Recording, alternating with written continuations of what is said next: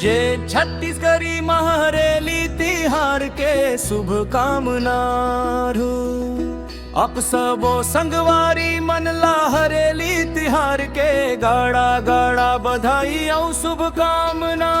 अन्नदाता किसान भाई मन के औजार नगर और पाके पूजा करके गेली चढ़ के और गुड़ची लगे गले वखा के ए तिहार ला बड़े हर्ष उल्लास के संग मनाए जाते। भगवान करे साल आपके खेत खार मां हरियाली छाय रहे और कोठी मान भरपूर रहे। जय छत्तीसगढ़ जय किसान, आने वाले छत्तीसगढ़ जय किसान। आपला हरेली तिहार बर भाषण कविता या कोनो संदेश छत्तीसगढ़ी मां लिखवाना है का। छत्तीसगढ़ी में लिख के दे दो अच्छा साहित्य मिटहेस के। आप मन बर हरेली तिहार के एक सुघर तन मिनट के छत्तीसगढ़ी गीत गे वनागरी लिपि मां प्रस्तुत है। संगीत आगे आगे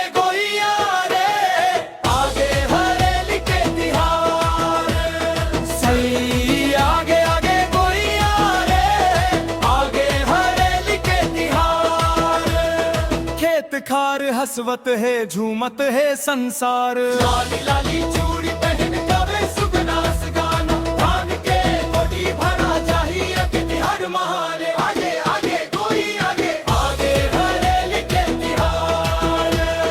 नागर बैला हलरा पाला लेके आवत है किसान। गौ माता के पूजा करबो देवो उनला सम्मान।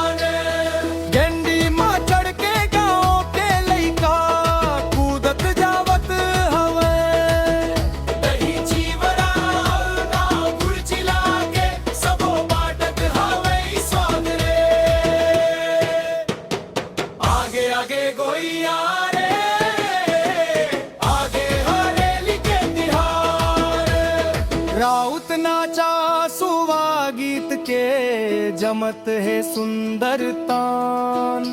हरियाली के छाओड़े देखो संगवारी हमर गाम।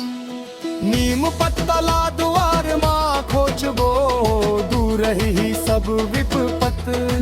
सबो संगवारी मिलके नाचबो मन माँ भर के पीरी